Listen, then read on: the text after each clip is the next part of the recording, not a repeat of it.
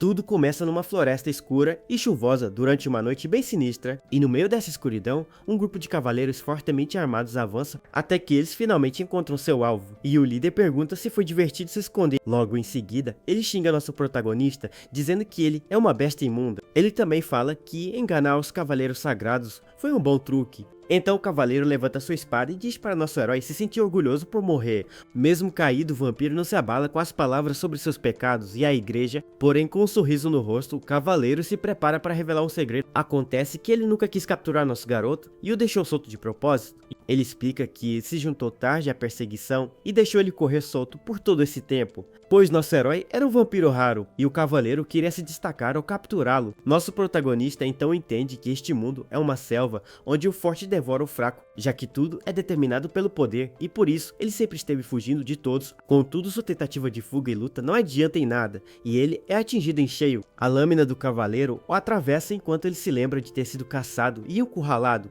e mesmo assim o cavaleiro continua falando que a existência dele insulta a igreja, mas em seus últimos momentos nosso garoto deseja ter uma segunda chance para mudar tudo. Assim ele solta um último grito de agonia enquanto sua vida se esvai por completo. De repente, nosso protagonista acorda assustado em um lugar totalmente diferente. Ele então olha ao redor suando frio e se pergunta o que diabos acabou de acontecer. Ele então olha para suas mãos e percebe que seus membros e seu pescoço estão intactos. Além disso, ele nota que está na mesma tenda que morava antes de ser caçado pelos cavaleiros. Vendo as marcações na madeira, ele descobre que voltou 6 meses no passado. Com isso, nosso protagonista finalmente entende que de alguma forma ele voltou no tempo. Então ele aperta seu punho com força, pois sabe que ganhou uma segunda chance na vida. A partir daí, ele explica que vivia numa vila isolada na floresta longe dos olhos humanos. Lá, ele era apenas um vampiro fraco chamado Gil e que vivia se escondendo e sobrevivendo, até que um dia ele cedeu aos instintos, e isso trouxe mercenários e cavaleiro atrás dele, e não importava quanto tempo passasse, eles sempre o encontravam, não importava onde fosse. Por causa disso, e com medo de ser pego, ele passou 12 anos bebendo apenas sangue de feras. Agora de volta ao passado, ele não sabe como tudo aconteceu,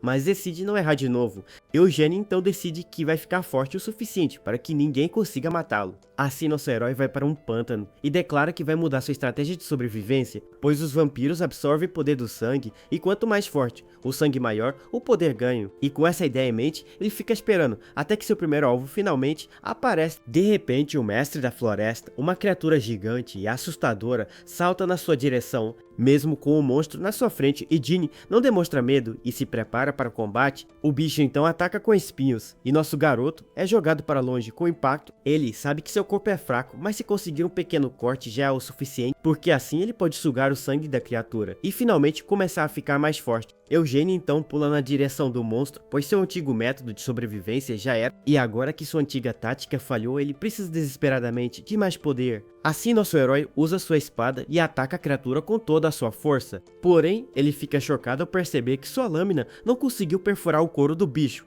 Então o monstro revida com um golpe de cauda que quebra a espada e o joga para longe. A criatura ainda bate com sua cauda no chão e manda nosso protagonista pelos ares. Eugênio cai no chão todo machucado e percebe que talvez tenha subestimado o inimigo. E bem na sua frente, o mestre da floresta abre sua boca para devorá-lo de uma vez. Acontece que essa criatura é um Homer, um monstro que vive em reinos mágicos. Além disso, alguns deles possuem pedras mágicas, que são tratadas como joias raras. Nosso herói sabe que a pedra é o núcleo do bicho, mas a diferença de poder é muito grande. Ele então percebe que talvez tenha levado essa nova oportunidade de vida muito na boa, que o monstro é tão forte que poderia acabar com ele antes mesmo de ser ferido. Em seguida, a criatura ataca com tudo, e uma enorme onda de energia é criada no pântano.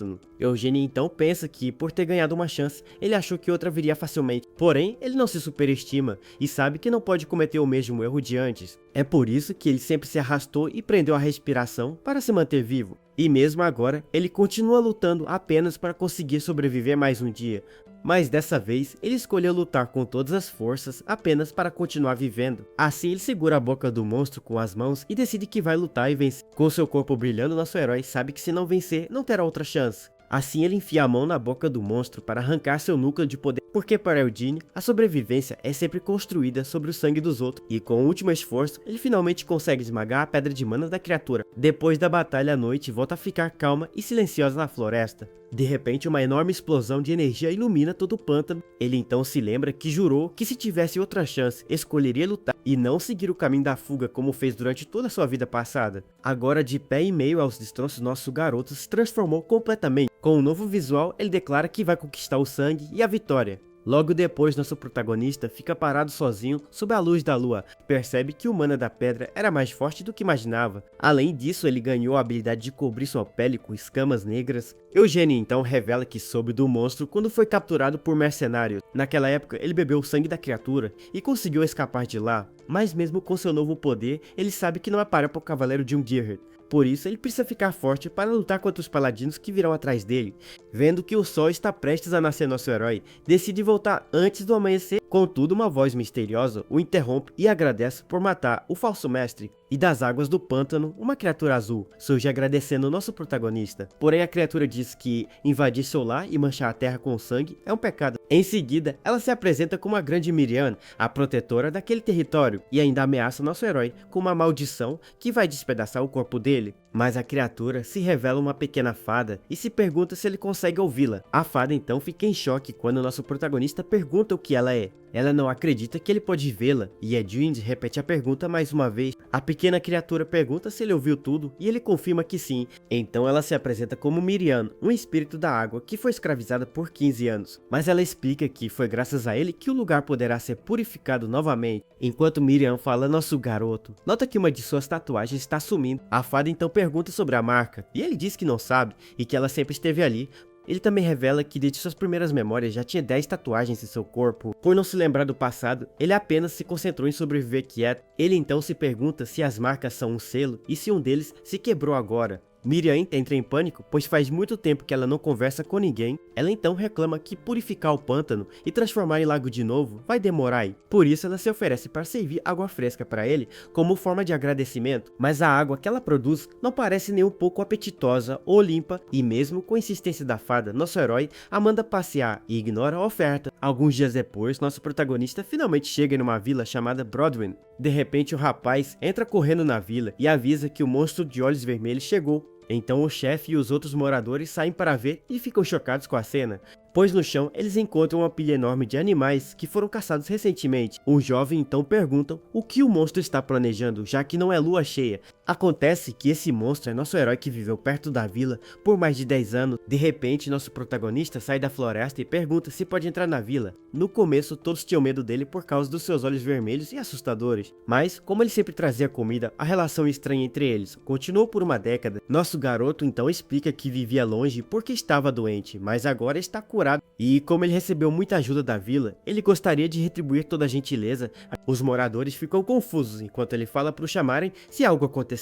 Em seguida, ele tira a máscara e se revela para todos com um sorriso no rosto. A galera fica em choque e totalmente paralisada com a beleza do nosso protagonista. Eles se perguntam se a criatura era na verdade um meio-elfo ou até mesmo um nobre. O chefe da vila também não acredita que ele era tão bonito por baixo da máscara. Já na floresta, Miriam pergunta por que ele deu toda a caça para os moradores. Ela não entende, pois para a fada, os vampiros são sobre sangue e morte. Miriam ainda reclama que ele não precisa dos humanos, já que vai embora em breve. Eugênio então responde que às vezes é preciso se importar com essas coisas, pois se ele não impedir, mercenários vão invadir e todos na vila irão morrer. Ele então explica que os mercenários estão vindo para levar um garoto da vila. E no processo, eles vão apagar todas as testemunhas e matar todos os moradores. Miriam fica confusa e se pergunta se ele está falando a verdade e como ele sabe disso. Mesmo depois de dias juntos, ela ainda não consegue ler seus pensamentos. A fada então pergunta o que confiança tem a ver com os mercenários. De repente, nosso herói para de andar e Miriam acaba batendo no seu ombro. Ela reclama da parada brusca e pergunta por que ele parou do nada.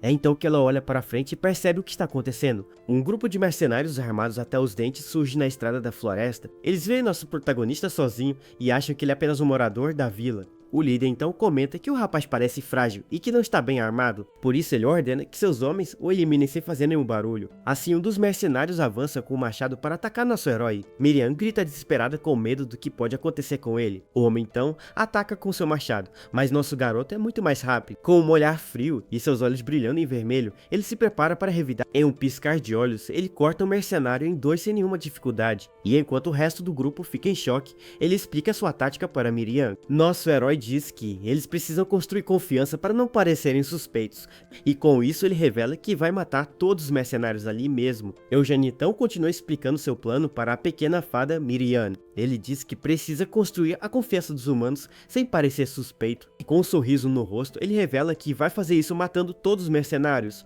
Os homens então gritam desesperados ao perceber que nosso herói é um vampiro, porém um deles se enche de coragem e diz que se o pegarem vivo a igreja dará uma recompensa, mas sua ganância não dura muito, pois nosso protagonista o encara com seus olhos vermelhos. O mercenário é jogado para longe e os outros percebem que ele não é um cara comum. Mesmo assim, eles continuam atacando e um deles grita que a cabeça do vampiro é dele. Contudo, nosso herói é muito rápido e consegue se desviar de todos os golpes. Então um brutamontes com uma massa enorme avança para cima do nosso garoto. O homem grita que vai achatar todos eles com sua arma super poderosa, mas ele fica em choque quando o nosso protagonista bloqueia o ataque com apenas uma mão.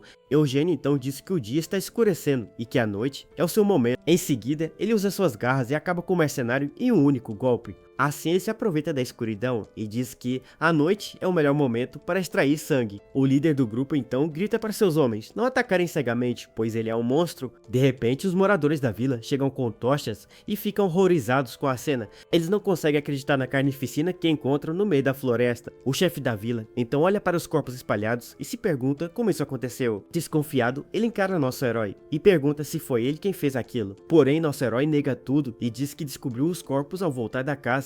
Ele então aponta para o lado e diz que os culpados são outros caras. E para a surpresa de todos os culpados, são uma matilha de lobos negros. Nosso garoto explica que matou alguns lobos, mas os que fugiram ainda podem estar por perto. Um dos moradores então confirma que existem marcas de garras nos corpos dos mercenários. Outro homem também grita que todos eles foram atacados por uma matilha de lobos. O chefe então se desculpa com nosso herói por ter suspeitado dele sem nenhum motivo.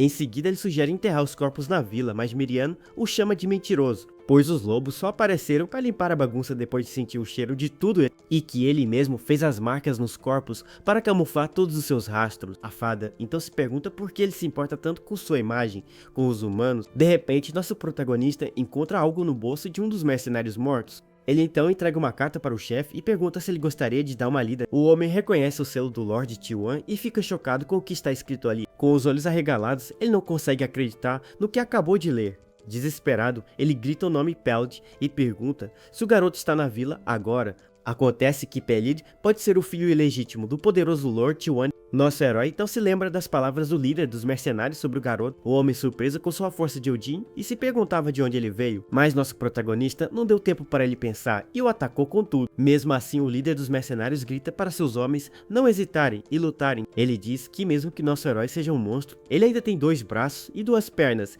Mas o homem logo percebe que eles não conseguem nem fugir do vampiro. Então, ele mesmo decide atacar e avança com tudo para cima do nosso protagonista. Com um olhar frio e determinado, nosso herói se prepara para o combate final. Ele então acerta um soco poderoso no rosto do líder dos mercenários, e com a força do golpe, o homem é jogado com tudo contra uma árvore. Em seguida, nosso garoto chuta o mercenário para longe e acaba com a luta. O líder então implora para ele parar, pois já não aguenta mais apanhar. Caído no chão, ele pergunta se nosso herói estava esperando por eles desde o início. O homem diz que eles só tinham negócios na vila e não queriam confusão. Porém, nosso protagonista declara que a vila é dele e quer saber o que eles queriam lá. Desesperado, o mercenário diz que não sabia que um Lorde Vampiro governava a vila.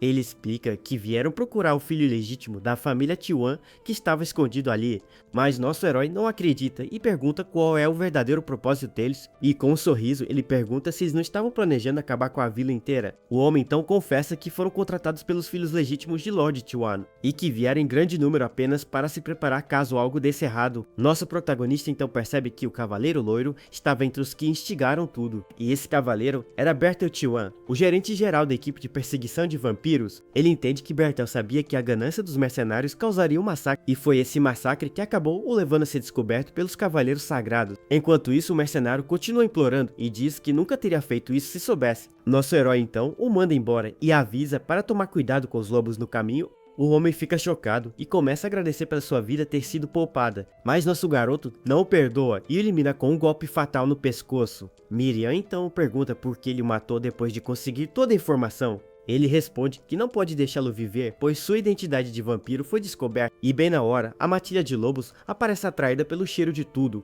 Enquanto isso, o chefe confirma que os mercenários vieram levar Pellet para o castelo. Eles se lembram que a mãe de Pellet morreu e ele vivia sozinho desde então.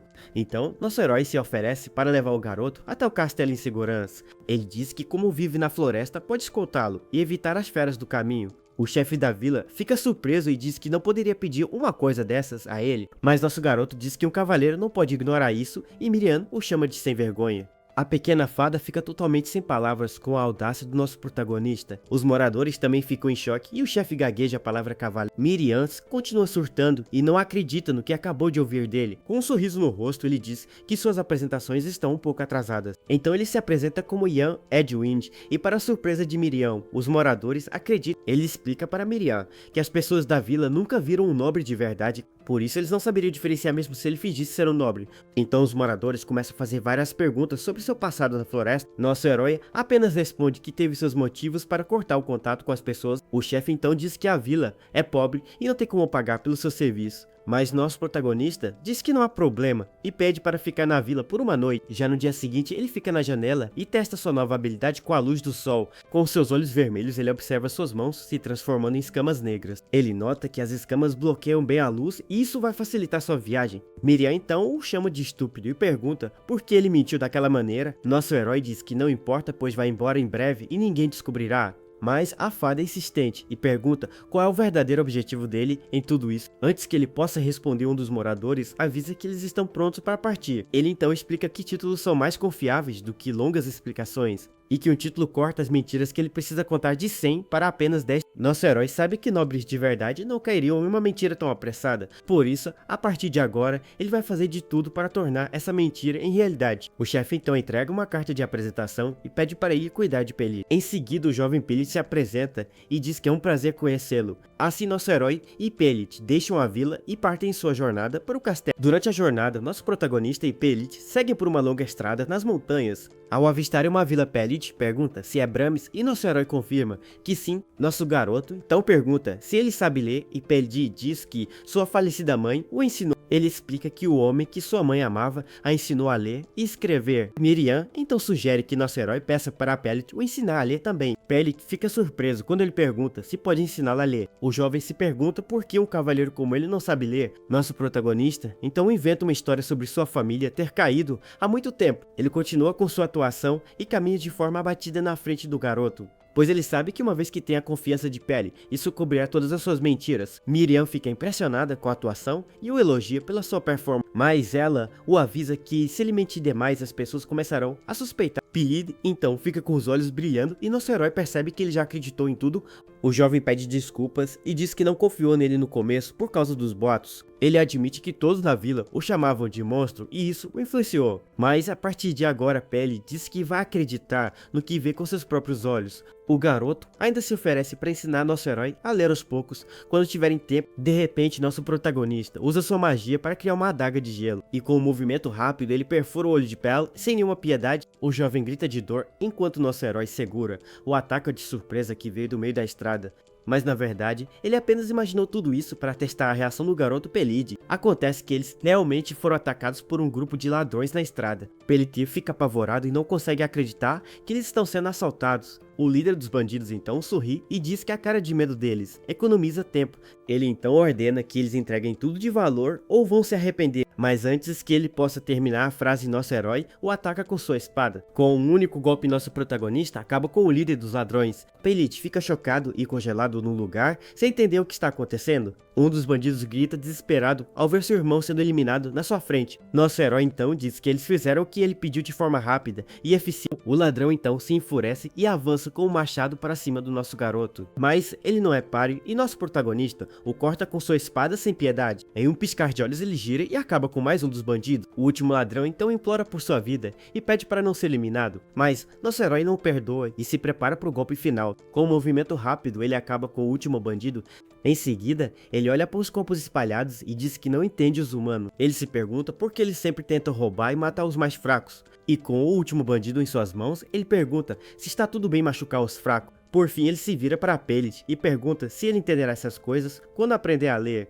Pellet fica sem palavras e totalmente chocado com a pergunta do nosso protagonista. Nosso herói então lembra que ele disse que acreditaria no que visse com seus próprios olhos. E com um olhar sério ele diz que não vai deixar uma única gota de sangue tocar em Pellet. Depois de um tempo eles finalmente chegam na cidade de Bramis e exploram o local. Lá eles veem um vendedor anunciando ervas raras da Dungeon do Norte por 20 moedas. Em outra barraca, um cliente reclama do preço e diz que encontrou mais barato em outro lugar. Miriam fica encantado com a cidade e todas as coisas legais que encontra por lá. Pellet então avisa nosso herói para tomar cuidado, pois os comerciantes dali são impiedosos. Ele conta que o chefe da vila sempre fica confuso quando vem para a cidade, mas nosso protagonista diz que precisa de dinheiro antes de se preocupar com isso. Assim ele pede para Pellet esperar e entra em uma loja de couro e Pellet ele então oferece o couro dos lobos que caçou e pede para o lojista avaliar. O homem fica surpreso ao ver que é cor de lobo negro e que ele trouxe uma grande quantidade. Ele então analisa nosso herói dos pés à cabeça com um olhar desconfiado e julgando por suas roupas surradas, o lojista deduz que ele é um andarilho. Com um sorriso maligno, ele percebe que nosso protagonista é perfeito para ser enganado. O homem então oferece 18 moedas de prata, dizendo que o couro está muito danificado. Nosso herói então o encara com seus olhos vermelhos brilhando intensamente e com um movimento rápido, ele pega o lojista pelo colarinho e o assusta. Ele fica apavorado e se pergunta por que os olhos daquele cara são tão vermelhos. Com medo, o lojista gagueja e diz que o couro de lobo negro é raro e limitado. Ele pede para nosso herói se acalmar e resolver as coisas com palavras. Então ele ri de nervoso e diz que vai ser generoso e aumentar a oferta para 23 moedas. Nosso protagonista apenas o encara com um olhar frio e penetrante. Sem dizer nada, o homem começa a suar frio e aumenta a oferta para 25 moedas. Pellet fica desesperado e grita 28 moedas para tentar ajudar na negociação, mas nosso herói continua em silêncio e o lojista se pergunta o quanto mais ele quer. Finalmente o homem oferece 30 moedas de prata e nosso protagonista aceita a oferta. Mais tarde naquela noite, eles acampam e nosso herói tenta ler um pergaminho antigo. Ele diz que Pellet ensinou o básico, mas ainda está longe de ler corretamente. A escrita parece um monte de minhocas para ele e ele se sente frustrado. Miriam então elogia suas novas roupas e diz que estão decentes para o dinheiro gasto. Ela fica surpresa que o mercado foi generoso com eles na primeira visita. A fada então reclama que ele deveria ter pressionado mais e comprado roupas de seda, mas nosso herói diz que só precisa de algo para bloquear a luz do sol. Miriam então diz que vampiros são os nobres dos nobres e precisam de ambição. Nosso protagonista pergunta como ela sabe tanto e ela diz que aprendeu no reino espiritual. Ela o aconselha a estudar literatura antiga, mas nosso herói diz que não sabe ler. De repente Pellet aparece e o chama, tirando nosso herói de seus pensamentos. O jovem então pergunta com um sorriso estranho com quem ele estava conversando. Nosso herói disfarça e diz que estava apenas falando sozinho e pergunta se Pellet está bem. Ele diz que pessoas comuns não estão acostumadas a ver corpos daquela maneira. Pellet então diz para ele não se preocupar, pois ainda tem energia de sobra. E com um sorriso, ele diz que eles têm muito papel e pode ensiná-lo a ler o quanto quiser. Assim os dois passam a noite ao redor da fogueira, enquanto Pellet ensina nosso herói. Nosso protagonista fica surpreso com a facilidade que está aprendendo e pergunta se é normal. Pellet então diz que ele é extraordinário, pois normalmente leva um ano para aprender. Depois da aula, nosso herói pergunta se Pellet vai ficar bem ao se tornar filho de um nobre. O jovem diz que sua mãe nunca explicou direito e que a ficha ainda não caiu. Ele também admite que nem esperava que Lord Tion fosse recebê-lo de braços abertos. De repente, um grupo de cavaleiros se aproxima do acampamento deles na floresta. O líder do grupo os cumprimenta e pergunta se pode fazer uma pergunta. Nosso herói se levanta e fica em alerta ao ver os homens armados se aproximando. O homem então nota que eles são mercenários de verdade e não como os de antes. Ele sabe que se mentir vai levantar suspeitas, então decide falar a verdade. O líder do grupo então diz que eles também estão indo para o castelo e pede para acampar junto. Um dos cavaleiros mais jovens reclama da decisão, mas o líder o repreende. Ele então se desculpa e diz que o rapaz é novo no grupo e não sabe se enturmar. Em seguida, o líder se apresenta como Partek e pergunta quem é nosso protagonista. O cavaleiro ri e não acredita que nosso herói seja um cavaleiro de verdade. Ele então pergunta se nosso herói é mesmo um cavaleiro de verdade. O jovem ri e diz que nunca ouviu falar da casa Edwin em toda a sua vida. E com um sorriso maligno, ele acusa nosso protagonista de ser um impostor. Nosso herói então percebe que não pode mentir mais, pois já disse a Pellet que era um cavaleiro. Ele entende, se a história continuar assim, as coisas vão se complicar muito. E com um olhar frio, ele pensa que pode matar todos eles, pois não são muitos. De repente, Partek segura o ombro do jovem cavaleiro e o chama de Raban. Em seguida, ele o acerta com um soco poderoso no rosto, bem na frente de todos.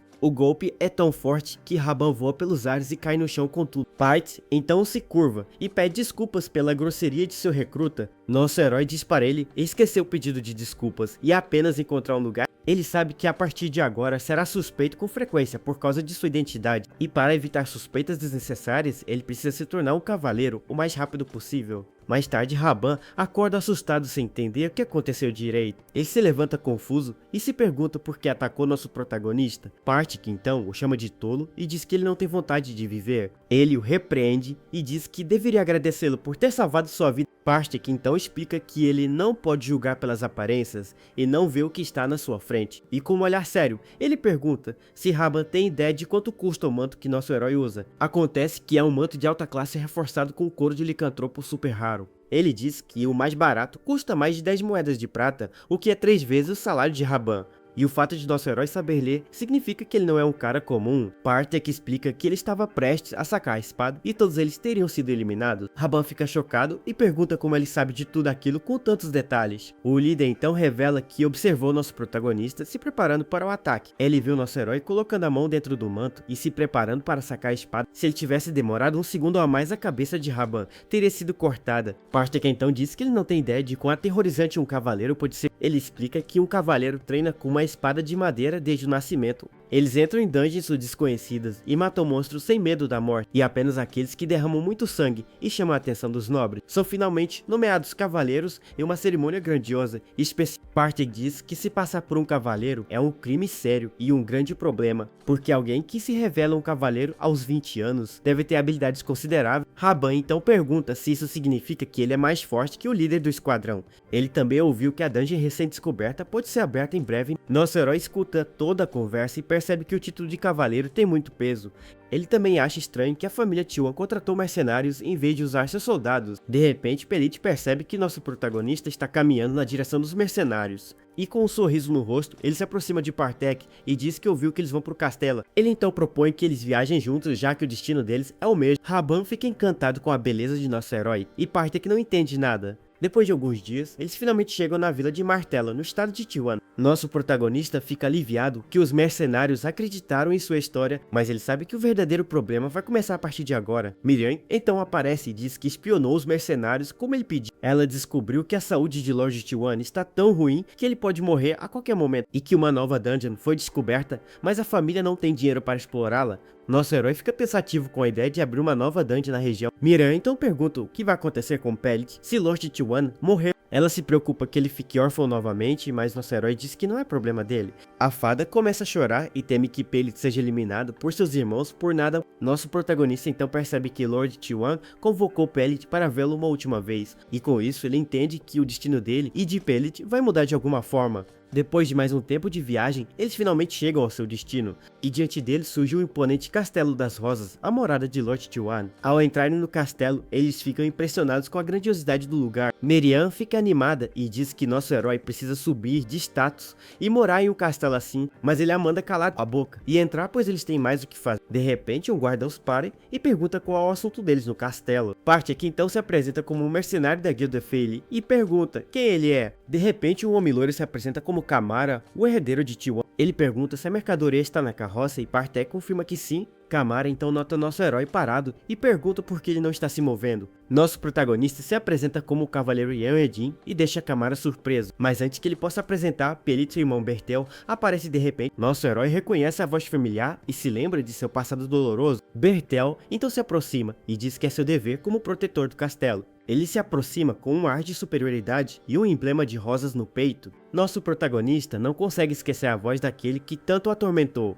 Ele se lembra de quando foi descoberto enquanto estava escondido na floresta, e de como foi intensamente perseguido por Bertel e Jung de Hit, sem descanso. Ele então encara o cavaleiro Bertel Tiwan com um olhar de ódio e vingança. Bertel é o segundo filho da família Tiwan e um cavaleiro de linhagem direta. Kamara então pergunta o que seu irmão está fazendo ali e ele responde com sarcasmo. Bertel diz que ele sabe muito bem o que ele quis dizer com aquela pergunta. Nosso herói então interrompe a discussão e se intromete na conversa dos irmãos. Ele entrega a carta do chefe da vila e diz que veio a mando dele. Bertel fica surpreso ao ouvir o nome da vila e pega a carta com curiosidade. E com um olhar desconfiado, ele analisa nosso protagonista dos pés à cabeça. Kamara então pega a carta das mãos de seu irmão para dar uma olhada. Ele reconhece o nome do chefe da vila e Bertel continua desconfiado. Ao ler a carta, Kamara fica chocado com a notícia da morte dos mercenários. Ele então percebe que o garoto ao lado de nosso herói é o filho legítimo de seu pai. Pellit se apresenta timidamente e Kamara o recebe com um sorriso debochado.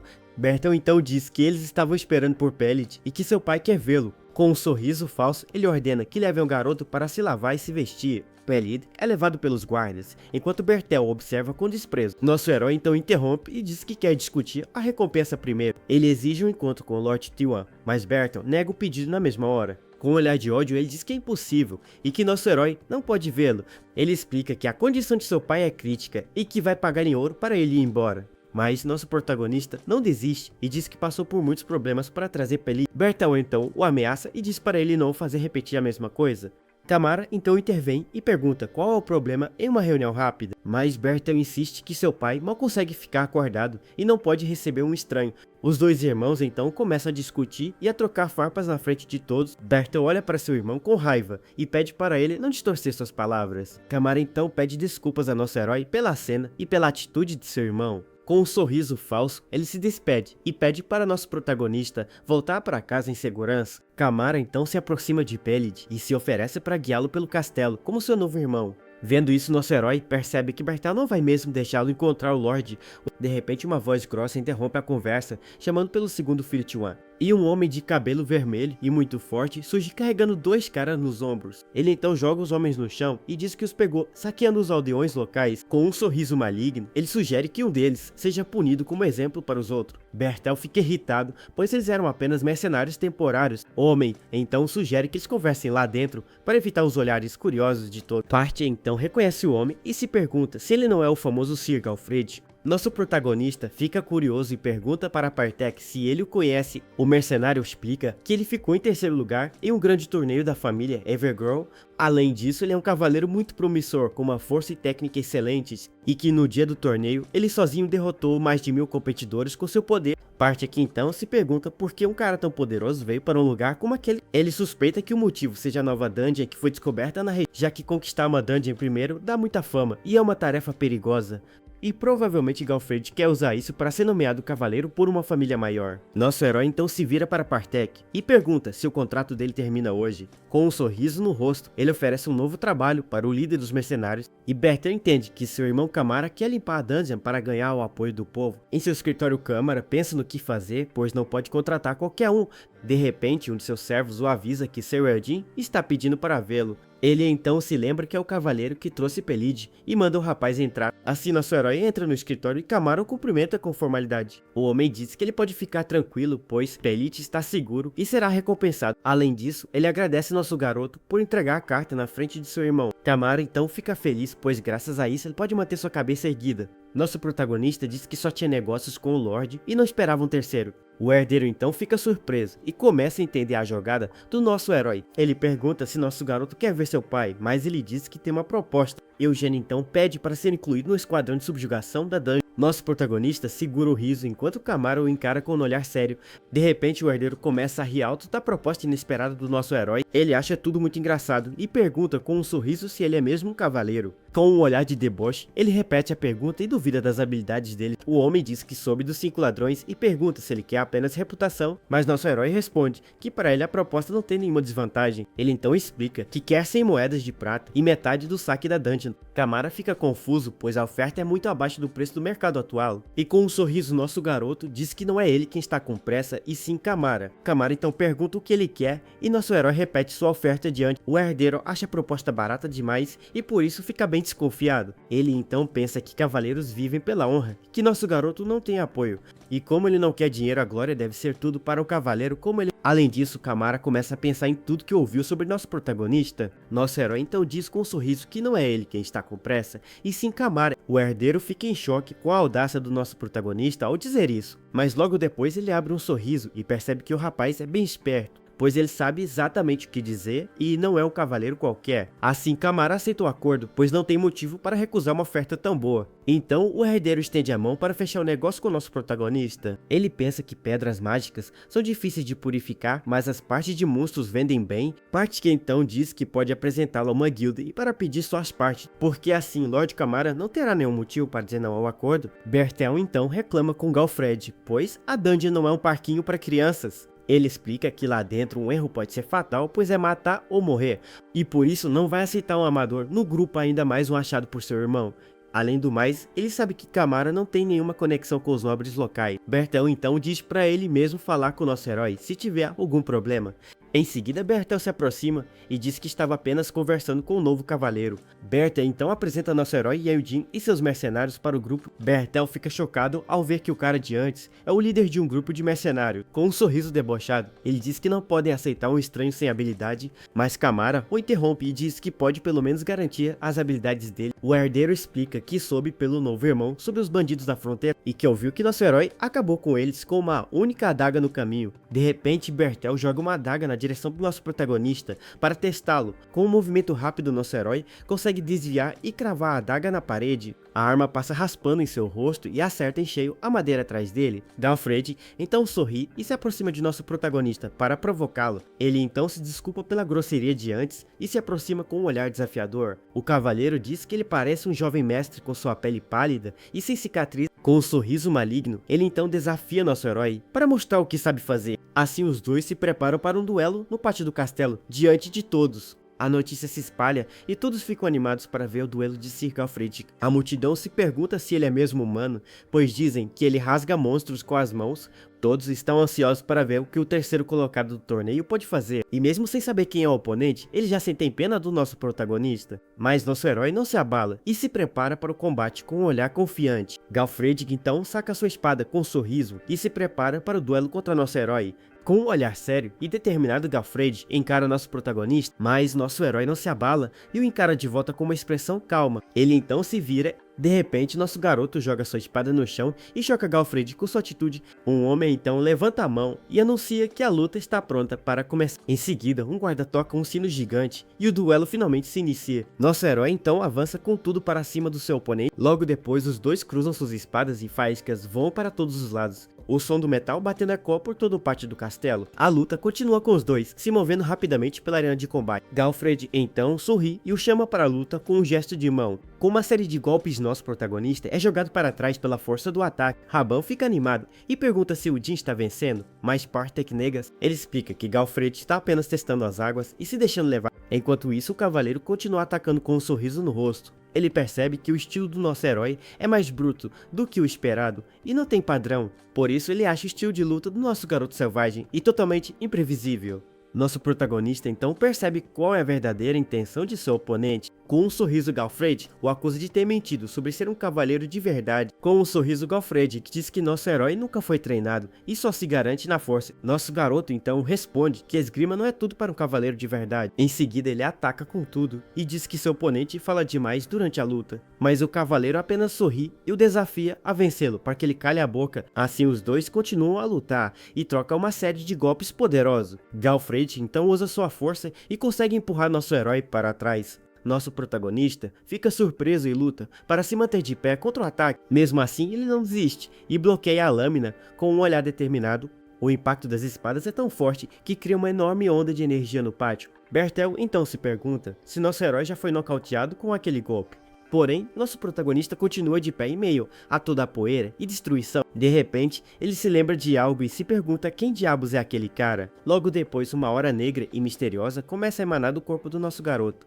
E com esse novo poder, ele avança e ataca Galfred com tudo que tem. O cavaleiro consegue bloquear, mas percebe que o rapaz está mais rápido e forte. Ele então fica impressionado, pois nosso herói aprende muito rápido na luta e agora nosso garoto consegue se desviar dos golpes com muito mais facilidade. Galfred fica ainda mais animado e a luta entre eles se intensifica. Os dois continuam a trocar golpes poderosos no meio da arena do castelo. E a troca de golpes é tão rápida que mal dá para acompanhar os movimentos. A luta continua com um teste de força e eles medem quem é o mais forte. Com sorrisos no rosto, os dois se encaram de perto em uma disputa de poder. Sem suas espadas, a luta agora é mano a mano e a força bruta vai decidir tudo. Galfred fica chocado, pois nosso garoto é menor, mas tem uma força incrível. Contudo, nosso herói admite que a força bruta do oponente é maior que a sua, porém ele não desiste e se prepara para usar outra tática na luta, pois ele sabe que em experiência Galfred leva vantagem e parte para o ataque. Nosso protagonista então fica surpreso com a postura de luta do seu oponente. Com um movimento rápido, o cavaleiro o joga com tudo no chão do pátio. Galfred sorri vitorioso enquanto nosso garoto cai em direção ao chão. O impacto é tão forte que o chão de pedra se racha com a força do golpe. Em seguida, Galfred avança para finalizar a luta de uma vez por todas, mas nosso herói consegue se defender no último segundo e bloqueia o ataque. Assim, os dois continuam a lutar com uma troca intensa de golpes. Galfred então percebe que os movimentos dele não são precisos ou treinados, mas ele tem um instinto de sobrevivência e aprende muito rápido no combate. De repente, o cavaleiro admite que foi derrotado na disputa entre eles, e com um golpe final, nosso protagonista acerta um ataque poderoso em Galfred. O cavaleiro é jogado para longe com a força do impacto do ataque decisivo. Assim ele voa e bate com tudo em uma parede do castelo, encerrando a luta. Com Galfred derrotado no chão, a luta finalmente chega ao seu fim. O locutor então anuncia que o grande vencedor do duelo é o nosso protagonista. E assim o cavaleiro Yanji é declarado o vencedor da luta no castelo. A multidão vai à loucura e todos ficam chocados com a força do nosso herói. Raban comemora e grita para todos que aquele homem é o novo cavaleiro deles. Derrotado no chão, Galfred não consegue acreditar no que acabou de acontecer. Ele ainda está em choque e olha para o céu totalmente sem palavra. O cavaleiro não entende como foi derrotado por um cara tão desconhecido. De repente ele se levanta e com seus olhos brilhando em vermelho parte para cima. Nosso protagonista se vira e se prepara para o segundo round da luta, mas Galfred apenas sorri e levanta o braço de nosso herói com um gesto, e para surpresa de todos ele pede uma salva de palmas para o vencedor.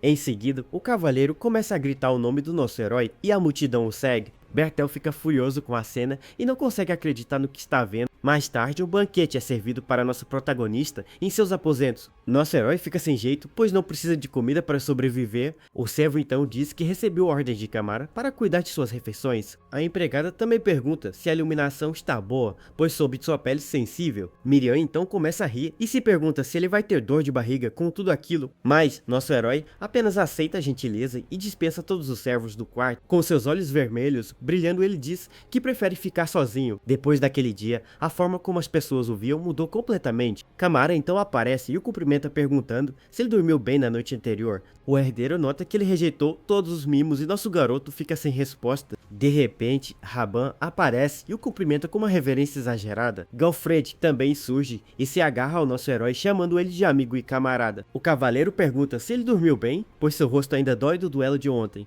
Ele então mostra o rosto machucado e nosso herói se pergunta se ele quer apanhar mais. Galfred convida para treinar e Camara se anima para assistir à luta. Nosso protagonista percebe que o cavaleiro não liga se ele é um nobre ou não. Mesmo assim, ele ainda não se acostuma com tantas pessoas ao seu redor. De repente, Pélida aparece e chama por nosso herói com um sorriso no rosto. O jovem pergunta se ele tem passado bem e todos o encaram com curiosidade. Enquanto isso, em um quarto escuro, alguém implora por sua vida para seu lorde, mas seus gritos de nada adiantam e ele é eliminado sem nenhuma piedade. O homem então diz que nada disso teria acontecido se ele tivesse feito seu trabalho. Berta então aparece e diz que o cavaleiro de olhos vermelhos não teria vindo e que por causa disso todo o seu plano foi por água abaixo e deu tudo errado. O homem implora por perdão e Bertel reclama dos mercenários que foram derrotados e com raiva ele pergunta se seus olhos são apenas para decoração e o ataca com tudo. Bertel então diz que o homem é inútil e se prepara para o golpe final. Ele crava a adaga no olho do homem e o elimina sem nenhuma piedade. Os outros servos ficam apavorados com a cena e tremem de medo. Bertel então se pergunta o que deve fazer para resolver o problema pois ele sabe que não pode eliminar alguém que já está dentro do castelo. Mas, logo depois, ele tem uma ideia brilhante para se livrar do nosso herói. Ele decide que essa é a única maneira e que vai ser uma eliminação limpa. Enquanto isso, Pellet está em seu quarto deitado na cama e pensa. Nosso herói então diz que Bertel o mandou para a dungeon para morrer. O jovem confirma e diz que foi enviado para a dungeon para morrer também. Nosso protagonista então lembra dos mercenários que foram atacados pelos lobos e que eles nunca quiseram que ele chegasse vivo ao castelo desde o início. Mas nosso garoto diz que há uma maneira dele conseguir sobreviver a tudo isso. Ele então oferece para Pellet se tornar seu vassalo e se juntar a ele. Nosso herói explica que ele já tem 16 anos e pode escolher seu próprio caminho. Ele pode ficar escondido e esperar a morte ou lutar até o fim com todas as forças. Já no dia da abertura da dungeon, ninguém sabe quais monstros vão aparecer. Galfredick explica que o objetivo é avançar ao máximo e recuar se um monstro forte aparecer. Em seguida, ele manda os batedores procurar a entrada da dungeon na floresta. E um dos carregadores planeja fingir uma lesão para não ter que lutar na frente. Ele então diz que se ficar perigoso eles podem fugir e se salvar.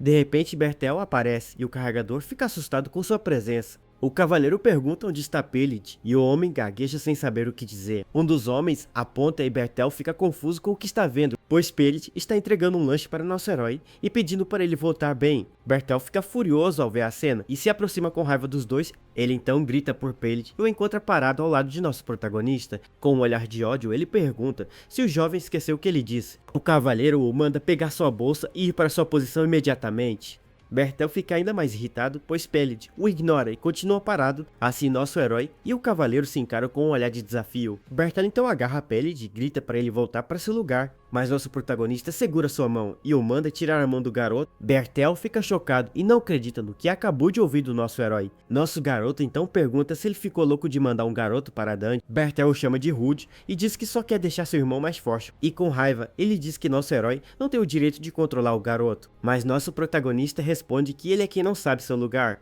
E com um olhar sério, ele revela que Pellet se tornou seu vassalo desde ontem. Bertel fica chocado com a notícia e nosso herói diz que todos ali são testemunhas. Galfredick então diz que o laço deles é mais forte que o sangue e ameaça quem tocar em Pellet. Nosso herói então encara Bertel e o convida para uma briga se ele quisesse aquecer. O cavaleiro fica furioso e grita perguntando quem deu permissão para ele fazer aquilo. Ele ainda diz que pegar um filho bastardo de outra família vai bloquear o futuro de Aldir. Enquanto isso, os soldados comentam que o duelo entre os dois líderes foi incrível. Um deles se pergunta quanto tempo levaria para ficar tão forte e o outro tira sarro dele. De repente, Camara aparece e diz que também confiaria seu irmão mais novo a nosso herói. Ele ainda explica que Pellet já é um adulto e pode escolher seu próprio caminho na vida. Nosso protagonista então pensa que Pellet é a presa e que sobreviver não é fácil para os fracos. Por isso, se você não pode ficar forte, a única opção é se juntar a uma matilha. Camara então convida nosso herói para seu escritório e pergunta se ele sabe ler. Enquanto isso, um batedor avisa que não há monstros por perto e que a área está limpa.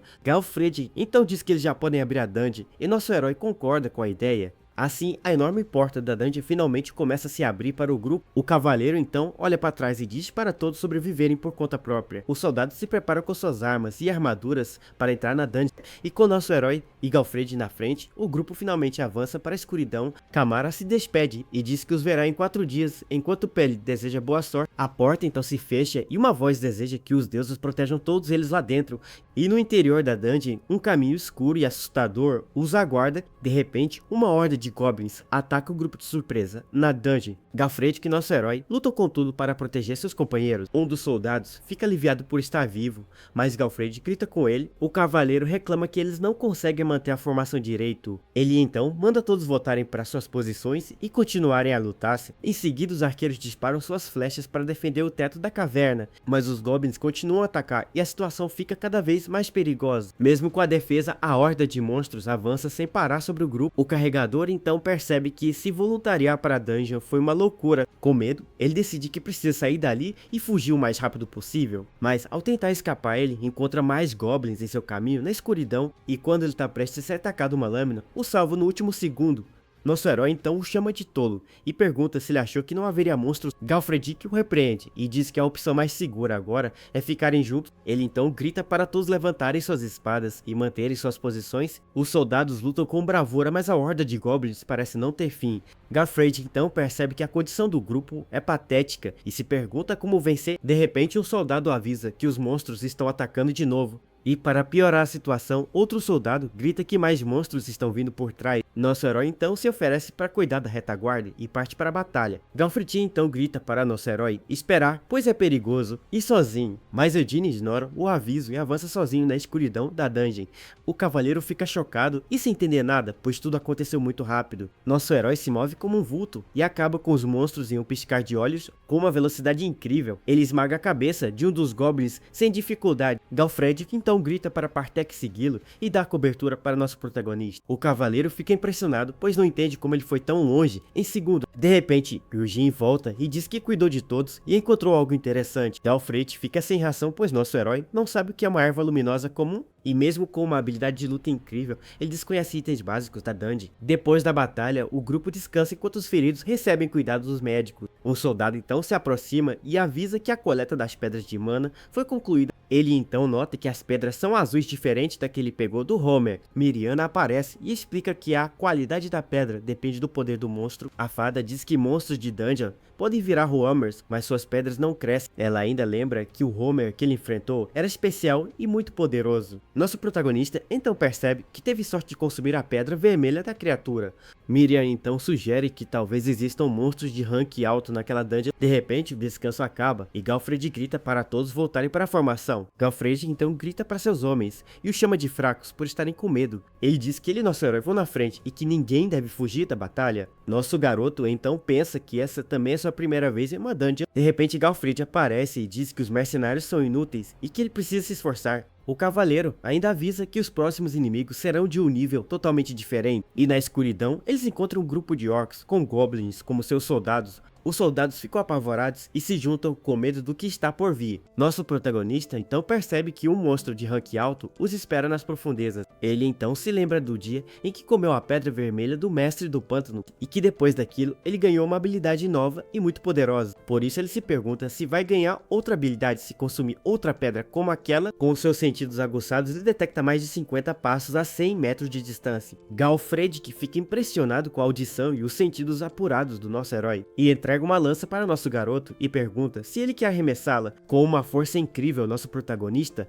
lança a arma em direção aos monstros e acerta um dos orcs em cheio, o eliminando na hora. Com o primeiro ataque feito, Galfred coordena que todas as tropas avancem com tudo, e enquanto nosso herói já está no meio da batalha, o protagonista então se aproxima do olho do orc e o corta sem piedade alguma. Em seguida ele corta os dedos do orc e se prepara para finalizar o monstro, travando sua espada na cabeça dele. Todo sujo, nosso protagonista lambe os lábios com um olhar sádico. Naquele dia, os mercenários lutavam enquanto viam uma cena de pura carnificina. De repente, nosso herói usa sua habilidade e transforma seu braço em escamas negras. E com sua mão transformada, ele agarra a cabeça de um dos orcs com força. Sua esgrima é elegante e sua nobreza incorruptível durante toda a luta. E mesmo com uma postura digna, uma aura negra e sinistra emana de seu corpo. Os mercenários ficam chocados, pois ele é diferente dos cavaleiros que conhecem, mas o olhar de Galfred mostra que aquilo está longe de ser admiração e sim medo, pois nosso herói se entrega a uma fúria sangrenta e selvagem na batalha. Depois da luta, o grupo descansa ao redor da fogueira cercado de corpos de monstros. Um dos homens cuida dos feridos, enquanto todos parecem exaustos e assustados.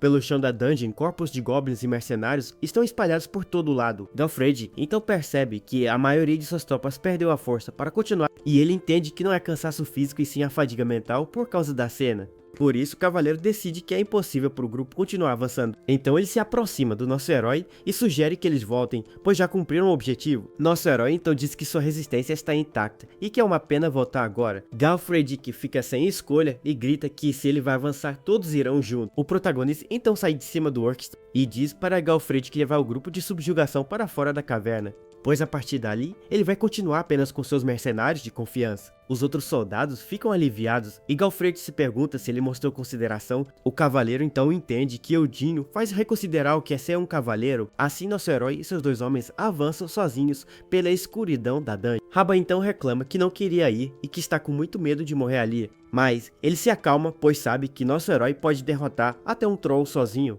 De repente, o jovem tropeça e cai no chão ao pisar em algo estranho e gosmento. Ele então olha para o lado e percebe que acabou de pisar em uma aranha gigante. E para o desespero de todos, eles são cercados por um enxame de aranhas enormes. Essas criaturas são aranhas gigantes da caverna que vivem em grupos e usam veneno. Raban entra em pânico e grita desesperado enquanto os monstros avançam para atacá-lo. Bartek então diz que são muitos inimigos e que eles deveriam recuar por enquanto, mas nosso herói se pergunta por que eles deveriam recuar daquela batalha. E com um golpe rápido, ele corta uma das aranhas ao meio sem nenhuma dificuldade. Nosso protagonista então diz que aquilo não é problema e continua a lutar com tudo. Bartek então grita para Raban se juntar a ele, pois nosso herói já está na batalha. Com um olhar determinado, nosso herói continua a lutar ao lado de seus homens. De repente, Raban é cercado pelas aranhas e grita desesperado por ajuda. Ele então é atacado por uma das criaturas, mas consegue se defender com sua espada. Nosso herói então avança e salva Raban no último segundo com um golpe certeiro. O jovem fica impressionado com a velocidade do nosso protagonista. Eugene então avança com tudo na direção dos monstros,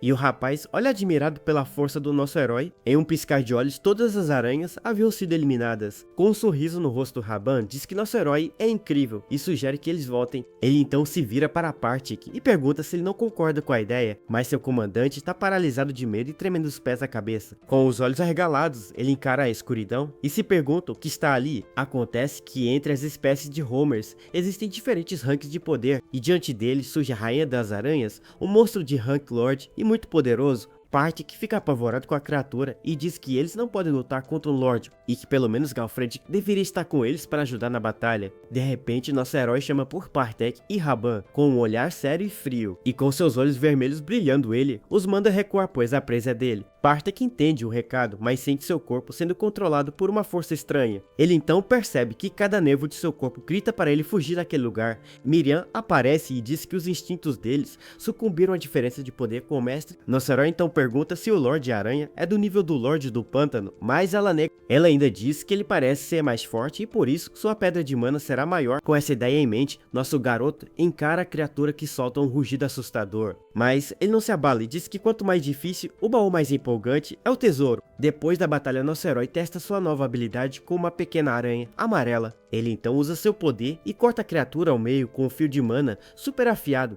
Já com roupas novas, ele mostra que agora pode controlar fios para manipular as coisas. Acontece que ao consumir a pedra do Lorde, ele ganha uma segunda habilidade especial.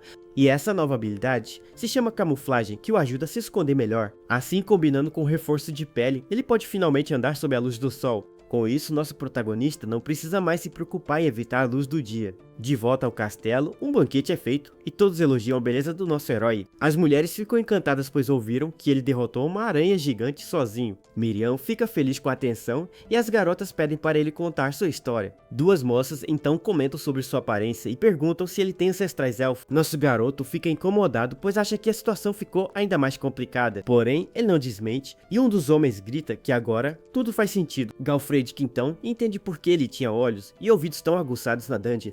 E também como ele tinha movimentos ágeis e uma força sobre-humana para lutar. Com um olhar frio, nosso protagonista pensa que sabia que não era um humano comum.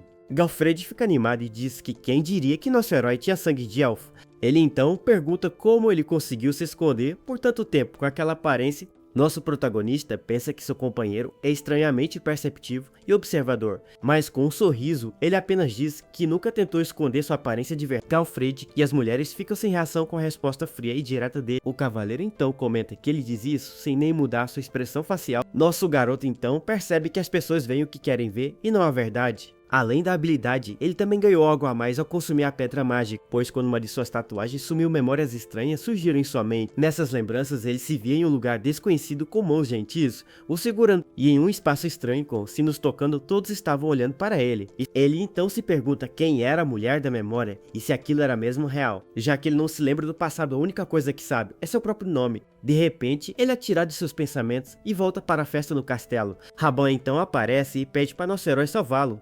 Galfred o segura e grita que ouviu tudo e que ele foi um peso morto na dungeon. O jovem então grita que nosso herói não é humano e que qualquer um teria fugido dali. O cavaleiro o repreende e diz que vai colocá-lo em um treinamento especial. E em meio a toda a confusão, a única coisa que nosso protagonista se lembra é do nome Odin. Mas depois daquele incidente, ele começa a ter uma premonição sobre seu futuro. Ele então sente que se continuar apagando as tatuagens, poderá descobrir a verdade. E com isso, ele finalmente vai descobrir quem ele realmente é e de onde veio. No quarto do Lorde, todos se reúnem para ouvir sobre o sucesso na dungeon. Crema, o terceiro filho de Galfred, que se apresenta e nosso herói faz o mesmo. Lord T1 então diz que ele deve ter tido um tempo difícil e nosso herói se apresenta. Em seguida, ele pede para nosso protagonista entregar o que trouxe com ele e, para a surpresa de todos, o Lorde entrega um documento para verificar seu status. Com o documento em mãos, nosso protagonista agradece e Miriam comemora a conquista. De repente, o Lorde começa a tossir e seu filho Camara corre para ajudá-lo. O homem então diz que não pode fechar os olhos em paz com as ambições de seu segundo filho, mas Camara o tranquiliza e diz que vai liderar o território que ele construiu com orgulho. O Lorde então diz que um território não é nada e que ele deve cuidar das pessoas.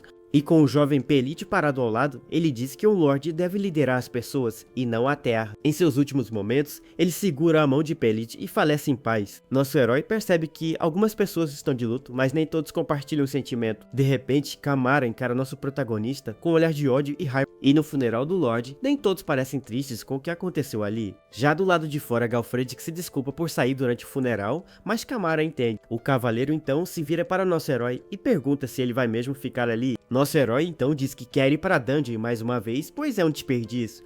Galfred cacha uma pena e diz que o Conde Evergrow teria gostado muito dele. O cavaleiro então se aproxima e estende a mão para um aperto de despedida. Com um sorriso, ele diz que foi uma honra competir com um cavaleiro tão forte e com um olhar sério, ele espera que eles não se encontrem como inimigos da próxima vez. Nosso herói então aperta a mão do cavaleiro e os dois se despedem com respeito. Os dois se encaram com um sorriso e finalizam o aperto de mãos com firmeza. Assim que Alfred parte, Raban se despede com um aceno, enquanto nosso herói observa. Pelis então fica confuso, pois nosso herói disse que ia ficar e pergunta o que ele vai fazer. Parte que então explica que cavaleiros andam a cavalo e que eles vão para a companhia de comércio, e com um sorriso ele diz que vão comprar um cavalo e vender os itens da dungeon. Pelid fica animado e diz que vai ajudar como atendente de nosso herói, mas nosso protagonista o surpreende e diz que não vai precisar de sua ajuda por um tempo. O jovem fica confuso e não entende o que ele quis dizer com aquilo. De repente a cena muda e Pelid está trabalhando duro em um porto movimentado. Ele carrega caixas pesadas enquanto um homem grita para ele trabalhar direito. Acontece que eles estão em Maren, a maior cidade comercial do reino de Kyler. Raban se gaba para os outros trabalhadores e diz que os espólios da dungeon foram de um cavaleiro.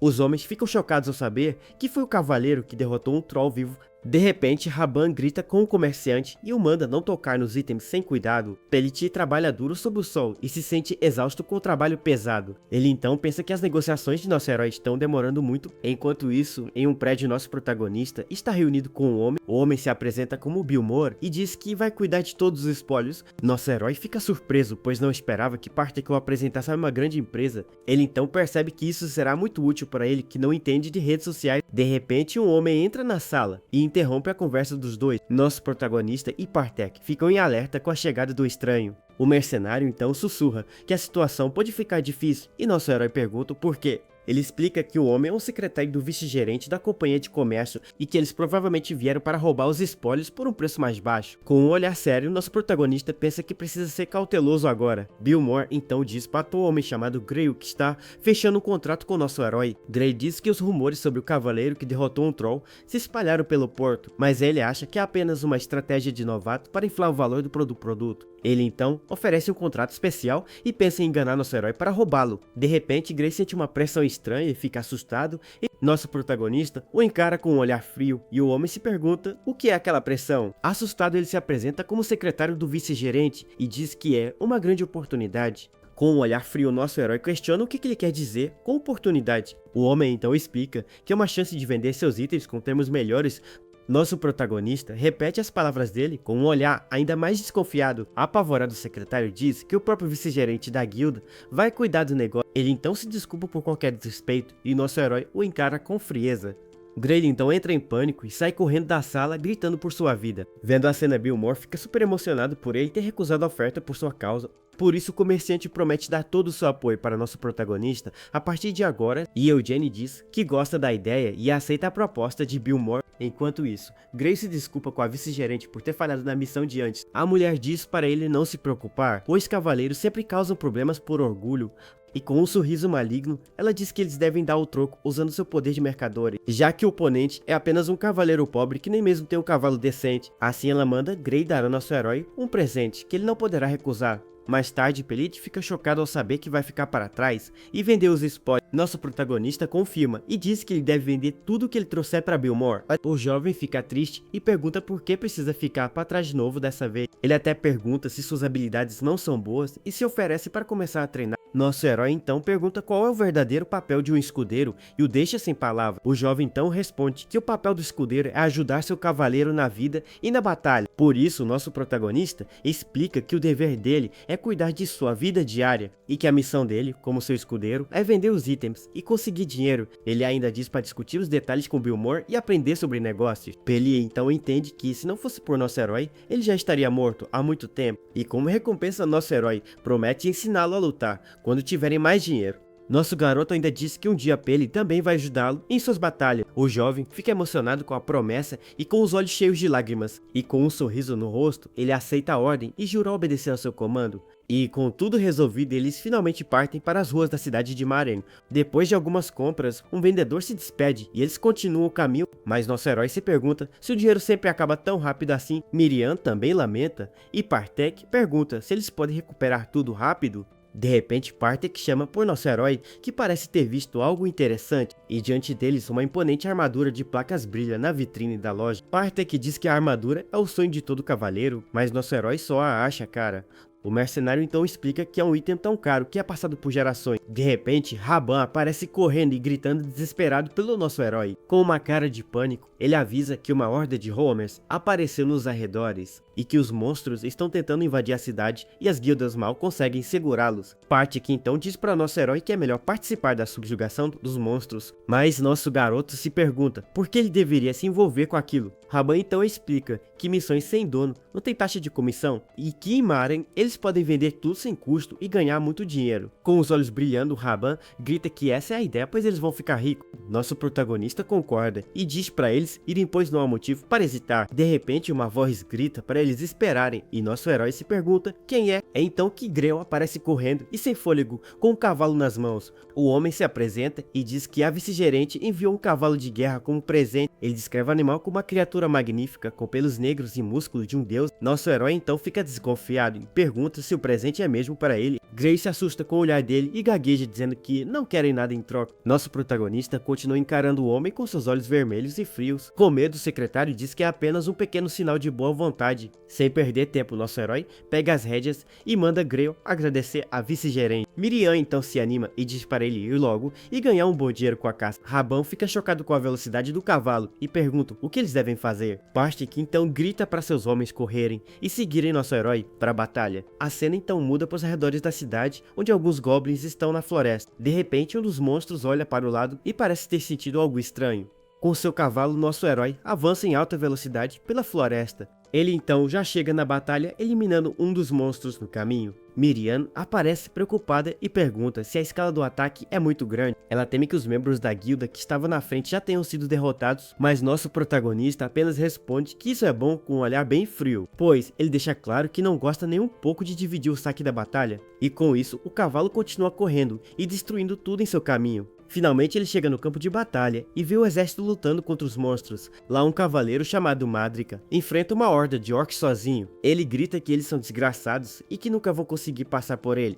Porém o cavalo dele fica assustado e sai correndo, o derrubando no chão, deixando ele para trás cercado de orcs. E mesmo caído no chão, ele se apresenta como o Cavaleiro da Justiça de Maren. Madrika então se assusta e percebe que está totalmente encurralada pelos inimigos. Os monstros o encaram com um olhar de pura maldade e se preparam para atacar. E desesperado, o cavaleiro grita por sua vida e implora para ser poupado. Um dos orcs ataca, mas seu golpe é bloqueado no último segundo por uma espada. Pois nosso herói chega com tudo montado em seu cavalo negro, imponente, e sem perder tempo, ele já começa a cortar todos os monstros ao seu redor. Madrika fica chocado com a velocidade do nosso herói ao eliminar os monstros, e em um piscar de olhos, ele acaba com todos os orcs ao redor dele. O cavaleiro então o agradece e pergunta qual é o nome do seu salvador, mas Eugênio não fala nada e se prepara para atacar, acertando o orc que estava atrás do cavaleiro. O cavaleiro então pergunta qual é o nome de seu salvador, e o protagonista fala que se eles morrerem ali o nome dele, não vai importar de qual que é. O cavaleiro concorda com ele e diz que isso é justo e que ele entende e é animado. Ele diz que vai perguntar de novo quando eles saírem vivos dali. Já na cidade, ele conta para todos que centenas de goblins os atacaram na estrada, e se gaba dizendo que no momento final, um cavaleiro misterioso eliminou todos sem hesitar. E que no fim, eles saíram vitoriosos e protegeram a cidade de Imarém com bravura. O homem então pergunta quem é o cavaleiro de quem ele tanto fala. Com um olhar sério, ele revela que o nome do herói é Yanyu-Jin. Todos ficam chocados e reconhecem o nome do cavaleiro que limpou a dungeon. A multidão então vai à loucura e começa a gritar o nome dele pelas ruas da cidade. De uma janela, um homem observa tudo e diz que a cidade inteira está gritando por ele. Ele é Luiz Feire, o prefeito da cidade, e teme que o Jin fique difícil de controlar. O prefeito então pergunta para sua neta, Priscila, se eles podem deixar as coisas assim, mas ela diz que a honra de um cavaleiro, quanto mais alta, mais dura é a queda. Priscila então pergunta se seu avô ouviu falar do atendente de Yanyu-Jin. Com um sorriso ela revela que o garoto é na verdade o filho ilegítimo da casa Tiwon. O prefeito Luiz Feire fica surpreso e começa a entender a situação toda. Ela explica que Eldin quer ganhar dinheiro para apoiar o herdeiro escondido, e se eles conseguirem os dois, podem criar laços com o futuro chefe da casa Tiwon. O prefeito elogia a neta e diz que entende bem as intenções dela agora. Por isso ele decide enviar um presente para nosso herói como forma de gratidão. Ele ainda diz que vai colocá-la como recomendadora e ela agradece ao avô. Mais tarde naquela noite, a lua ilumina o prédio da guilda de mercadores. Priscila então pega uma xícara e pensa que um homem com sede procura água. Ela diz que o comerciante só conhece um caminho a seguir para o sucesso, e com um sorriso maligno, ela revela que o plano é cavar um poço e esperar. Nosso herói então caminha sem suspeitar de nada em direção ao seu destino. A porta se abre e ela o espera para que ele beba cada gota que ela oferecer. Com um sorriso, ela dá as boas-vindas para o nosso protagonista na guilda, e com uma nova armadura, nosso herói se apresenta como salvador de Imarém. Ele diz que veio agradecer e ela o convida para se sentar e conversa. Priscila observa e se pergunta se ele é mesmo o cavaleiro das histórias. Ela pensa que ele não se parece em nada com os cavaleiros que imaginava, mas com um sorriso bem falso. Ela diz que o presente do prefeito caiu muito bem nele. Priscila explica que a armadura é uma mistura de ferro e osso de ogro. Ela pergunta como ele se sente e nosso herói diz que vai facilitar a próxima dungeon. Nosso garoto agradece e diz que graças a ela seus homens estão mais saudáveis. Com um sorriso maligno, Priscila diz que não esperava nada em troca, mas quando ela vai fazer uma proposta, nosso herói se levanta para ir embora. Ele então diz que vai visitá-la de novo quando a supressão da dungeon terminar. Eugênio também lembra que o contrato deles acaba ali e que pode ser a última vez que se falam. Ele ainda revela que vai focar em coletar pedras mágicas e ela fica furiosa. Desesperada, a mulher grita para o nosso protagonista esperar e não ir embora. Nosso herói para por um instante, mas não diz uma única palavra para ela. Ela então se levanta e diz que ainda há algo que eles não discutiram. Nosso garoto se vira e pergunta o que seria com um olhar bem debochado. Priscila o encara e diz que ele não pode fingir que não percebeu para sempre. Ela então lista a armadura mais cara o cavalo de guerra e as refeições de luxo. Um dos homens ainda confirma que os espólios não cobriram nem metade de tudo. Com um sorriso, ela pergunta se ele não aprendeu que tudo no mundo tem um preço e ainda o ameaça dizendo que o herói de Maren é um cavaleiro sem honra. Nosso protagonista apenas a escuta com um olhar frio e seus olhos vermelhos brilhando. Ela então o desafia e pergunta se ele vai embora depois de aceitar tudo aquilo. Mas nosso herói parece achar toda a situação bem divertida para si. Com um sorriso no rosto nosso herói acha toda a situação bem divertida. Ele diz que ela deu ordens e presentes que ninguém pediu e agora quer um pagamento. E com seus olhos vermelhos ele se pergunta como uma mercadora ousa ameaçá-lo. A atitude dele então choca a Priscila e todos os seus homens na sala. Nosso garoto diz que já tem um contrato e não se importa com o que as pessoas dizem. Ele ainda avisa que tudo tem um preço e para ela falar o que quiser, pois assim ela vai entender qual é o verdadeiro significado da palavra preço. Ele então vira o jogo e diz que a empresa dela perseguiu o herói que salvou a cidade e que por causa disso nem o cavaleiro vai querer ajudar a Maren no futuro. Parte que então se desculpa pela ousadia de nosso herói e diz que é lamentável. Priscila se arrepende, pois sabe que poderia ter tido uma relação melhor com ele. Um de seus homens então a chama e a atira de seus pensamentos profundos. E em seguida, ele pede para nosso protagonista esperar um pouco antes de ir embora. Priscila então se curva e pede desculpas por ter sido rude e desrespeitosa. Ela diz que seu desejo de vantagem foi longe demais e quer começar tudo de novo. Além disso, ela garante que o contrato com Billmore vai continuar como antes. A mulher pensa que a maioria dos cavaleiros só busca fama, mas ele é diferente, e ela entende que nosso herói é perigoso demais para se brincar com ele. Por isso seus instintos de comerciante não permitem que ela o ignore mais, então com isso, ela decide que vai mudar sua tática com ele. Nosso herói então diz que pode pelo menos ouvir o que ela tem a dizer, mas ele avisa que é melhor ser uma oferta boa o suficiente para justificar. Priscila então agradece pela sua misericórdia e por ouvi-la até o final. De volta à floresta, Miriam reclama que a armadura é só decorativa e feia, parte que então elogia nosso herói pelo contrato e Miriam se gaba com orgulho. Ele explica que a companhia de comércio opera em escala massiva no Império, a empresa tem centenas de filiais e negocia com reinos demoníacos na região, e a proposta de acesso ilimitado a dungeons é algo excepcionalmente ousado. Parte elogia a jogada do nosso herói, mas ele diz que só fez por estar irritado. De repente, um dos novos mercenários diz que a armadura chamativa não te faz um cavaleiro, e com um olhar de deboche, ele se pergunta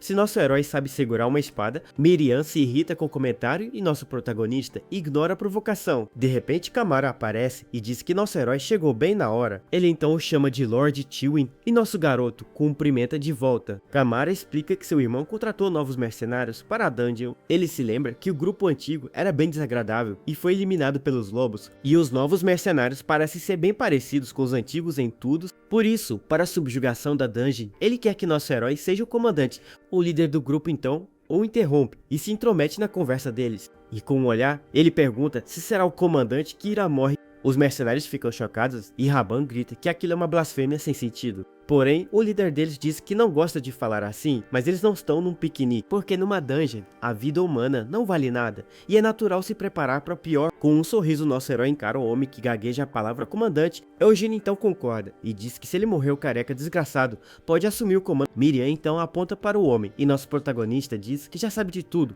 pois ele está bem ciente que tudo isso é uma armação do invejoso do Bertel. Ele sabe que o plano é usar os mercenários para acabar com ele dentro da dungeon. Mas com um sorriso maligno, nosso herói acha que vai ser divertido estragar tudo. Já na dungeon, Miriam usa sua magia enquanto nosso protagonista se prepara para a luta. E sem perder tempo, nosso herói avança e corta os goblins com sua espada. Ele se move com agilidade e acaba com vários monstros em seu caminho. Com um único golpe, ele corta mais um goblin e continua a avançar sozinho. A lâmina de sua espada passa direto pela cabeça de um dos monstros. O líder dos mercenários então percebe que a reputação dele não é exagero, pois nosso herói está na frente e corta dezenas de inimigos sozinho sem parar. É como se ele fosse um escudo gigante que passa uma sensação de segurança. O mercenário então decide que precisa observar com cuidado uma brecha para atacar, e com sua lâmina envenenada, ele só precisa de um arranhão no rosto dele. Nosso herói, para tomar cuidado, já os monstros de nível médio vão aparecer. Ele então enfatiza mais uma vez para o grupo que apenas os confiantes devem segui-lo. O líder dos mercenários diz que se o comandante vai, eles também irão, pois essa é sua chance. Contudo, quando Partek e Raban se preparam para ir, o líder os manda esperar por enquanto. Surpreso, Partek diz que nosso herói parece ter outra coisa em mente com esse plano. Enquanto isso, nosso protagonista avança sozinho pela escuridão da caverna. Sozinho, ele se lembra que da última vez que esteve ali foi com o cavaleiro Galpred. Uma imagem do antigo companheiro de batalha surge em sua mente, pois ele pensa que Galpred era um excelente líder que sempre lutava na frente. Com isso, ele teria limpado a dungeon mesmo com aquele bando de homens fracos. De repente, nosso garoto para de andar e fica pensativo no meio do caminho. Então ele se pergunta o que o cavaleiro teria feito naquela mesma situação. De repente, os mercenários finalmente o cercam e revelam suas verdadeiras intenções. Sem medo e com um sorriso, ele diz que eles finalmente largaram o disfarce. Assim Miriam surge e ele diz que se eles querem morrer, ele vai realizar o desejo. Desesperados, os homens gritam para ele esperar e se perguntam o que é aquilo, pois a pequena fada lança um feitiço poderoso com um sorriso bem maligno. Em seguida, uma onda de energia apaga as tochas e os deixa no escuro. Apavorados, os mercenários se perguntam como ele também pode usar magia. No escuro, o líder grita para eles manterem a calma e reacenderem as tochas. Contudo, em meio ao caos e à escuridão, dois olhos brilhantes surgem no escuro. Um dos mercenários grita desesperado, pois não consegue ver nada. De repente, ele é atacado e o líder grita para todos revidarem o ataque. Um dos homens então percebe que eles estão atacando seus próprios companheiros. Em meio aos gritos de dor, nosso herói usa sua nova habilidade com fios vermelhos.